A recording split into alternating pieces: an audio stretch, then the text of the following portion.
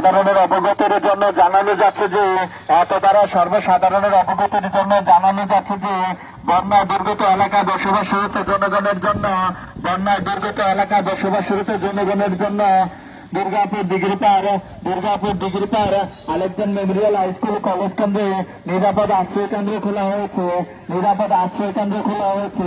বন্যা ক্ষতিগ্রস্ত লোকজনকে নিরাপদ আশ্রয় কেন্দ্রে যাওয়ার জন্য বিশেষভাবে অনুরোধ করা যাচ্ছে। প্রতি মুহূর্তেই গোমতীর পানি বৃদ্ধি পাচ্ছে। গত এক ঘন্টা যাবৎ এই স্থানটিতে অবস্থান করছি আমি। গত এক ঘন্টা এখানে আরো 2 থেকে 3 ইঞ্চি পানি বৃদ্ধি পেয়েছে। উপজেলা প্রশাসন থেকে জানানো হয়েছে যে ইতিমধ্যে প্রায় বিপদসীমার 103 সেন্টিমিটার উপর দিয়ে প্রবাহিত হচ্ছে গোমতীর পানি। সুতরাং গোমতী তীরবর্তী যারা রয়েছেন সতর্কতার সাথে সকলকে নিরাপদ আশ্রয় কেন্দ্রে যাওয়ার জন্য অনুরোধ করা হচ্ছে। মাইকিং